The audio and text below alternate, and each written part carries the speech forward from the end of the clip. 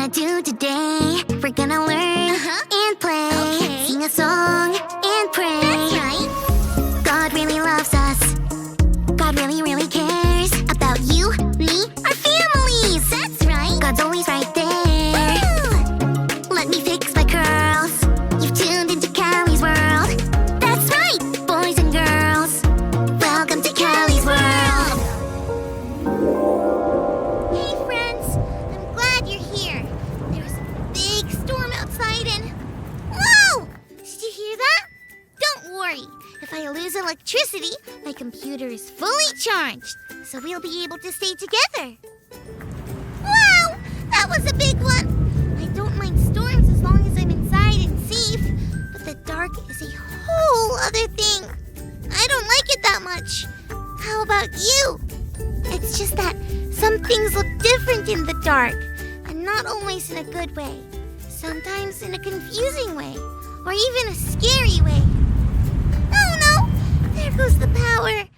I thought that might happen, so I brought two things. My glow stick necklace, so that you can see me, and my flashlight. Let's make the best of this, okay, friends? Since it's dark, let's look at some things that are different in the dark. That over there! In the dark, it looks like a giant with moose antlers. What? But when I put the flashlight on it, it's just my coat rack. And that over there! It looks like a square-shaped blobby thing. But when I shine the light on it, it's my bed! Wowzers! I need to make my bed. I do wonder if my phone works.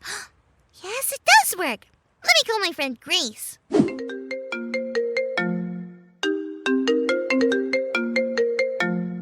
Hi, Callie. I just came over to see if you were okay. I know you don't like the dark that much. Thanks, Grace. That's really nice of you. Yeah, we were just talking about looking different in the dark than we do in the light. They sure do. And not just when you talk about real darkness, but also the darkness you feel. What do you mean? Well, my mom got really sick once. I wasn't sure if she was going to make it. And that felt really dark.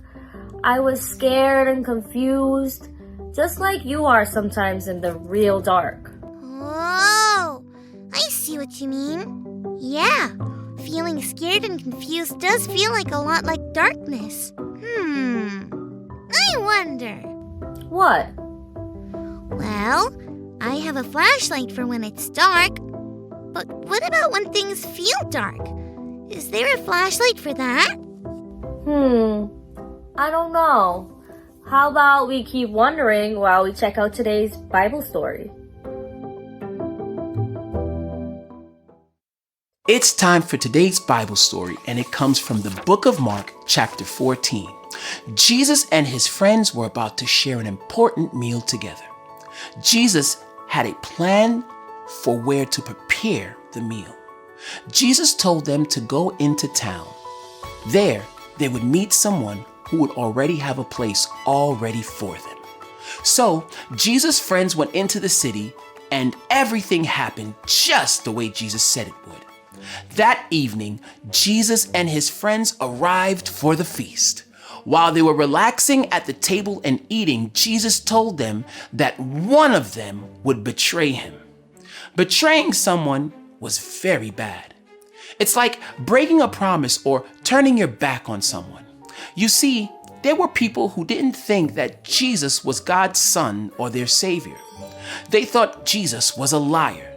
They wanted to arrest Jesus, and one of Jesus' own friends would help them do it. Jesus didn't leave them with that thought, though.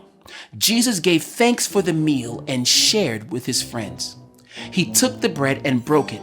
He said it was like his body because his body was about to be broken for them. He took the wine and poured it out.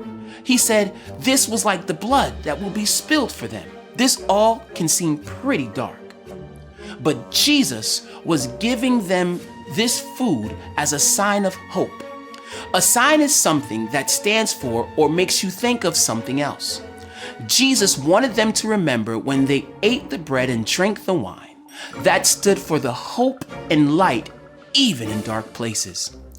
Even though this was one of the darkest times in Jesus' life, Jesus chose to spend that time with his friends, pointing them towards hope and light.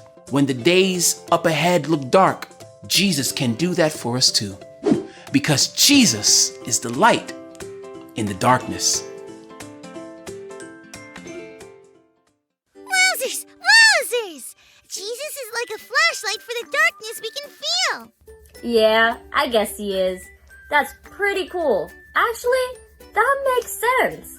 Because when my mom was sick, I prayed and prayed and prayed because I was feeling sad, confused, and angry. Each time I prayed, I felt a little better. A little, well, lighter, I guess. So whenever something feels dark, confusing, scary, I can talk to Jesus and know that Jesus is the light in the darkness. No way! That was too cool! See you soon, Grace. Bye! Thanks for learning and growing with me, friends. See you next time.